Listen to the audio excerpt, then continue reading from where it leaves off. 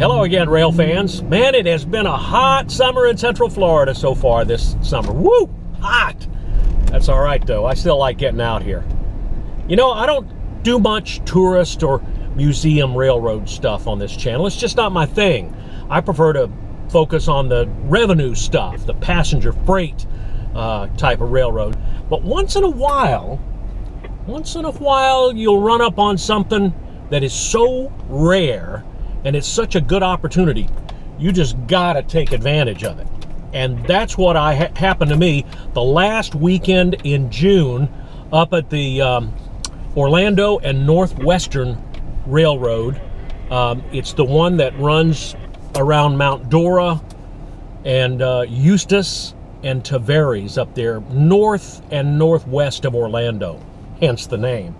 Anyway, they got themselves something up there that I just couldn't pass up seeing, and it was the last day of the run.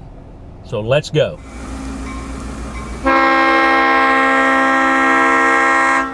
I rolled into Eustis in a hurry.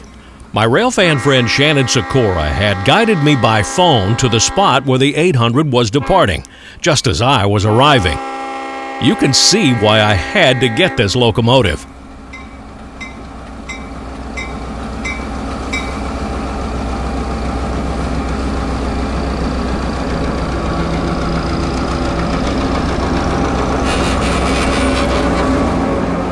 The Clinchfield 800 was delivered in 1948 as an EMD F3 unit. 9 years later, in 1957, it was upgraded to full F7 specs, including the addition of all new traction motors.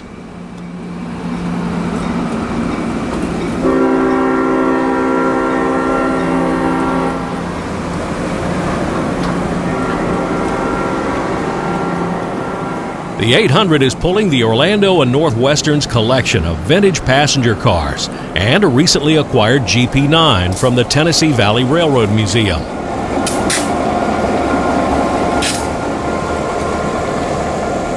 When the trailing engine passed, the chase was on. That's Travis Taylor ahead of me on this leg.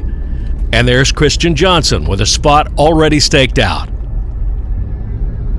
I stopped at a tiny cut about 6 or 7 feet above the rails. Even though it was shaded, I prefer the higher angle. The 800 served in Clinchfield freight service until sometime in the Family Lines era when it was assigned to business trains. In the very early 90s, it was painted into CSX's blue and gray stealth paint scheme, along with several other units in the business service. Later on, it got CSX's Yellow Nose 2. After being retired in the late 90s, it served for a while on the American European Express luxury service. That was a pricey tourist train between Washington and Chicago. A 20-mile-an-hour tourist train is not hard to chase, but crowded Lake County, Florida doesn't make it easy. Finally, we all lit down on Mount Homer Road and waited. That's retired CSX dispatcher Dale Rockwell, railfan and O&NW volunteer Shannon Sikora, and railfan and two-way radio expert Travis Taylor from DeLand. How come there's not more crazy people out here today? They're coming. We're the only crazy ones I've seen. The 800 was eventually donated to the C&O Historical Society, who painted it in C&O's blue and yellow passenger scheme. Eventually, the F unit came into the possession of the Southern Appalachia Railroad Museum in Oak Ridge, Tennessee. In 2017, the SARM teamed with CSX to make the 800 a real showpiece.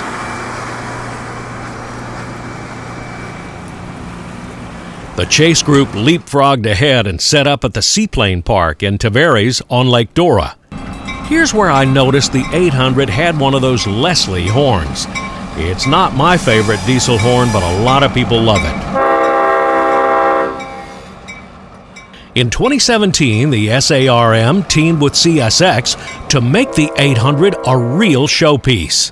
Employees at CSX's Huntington shops gathered old drawings and interviewed Clinchfield engineers of the era. Their goal was to restore the old EMD streamliner to the original condition it was when it rolled out of the factory at LaGrange, Illinois.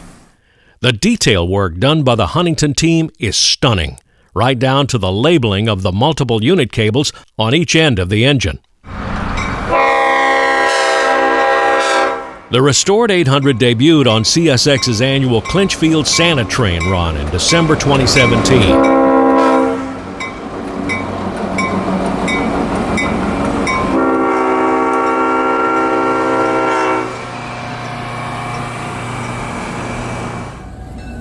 When today's train reached the end of the run at the Tavares station stop, most of the chase group got aboard for a ride back to Eustis. But Christian and I gave it one more chase. Christian set up as it came out of town, this time with the Tennessee Valley unit leading.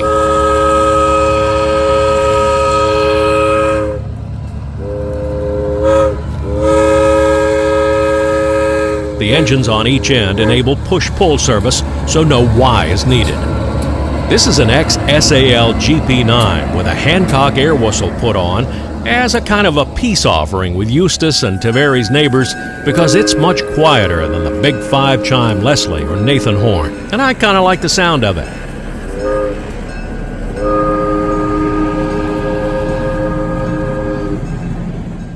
I don't know what they think of that big loud Leslie on the Clinchfield F unit, even if it is one of the better sounding Leslies I've heard.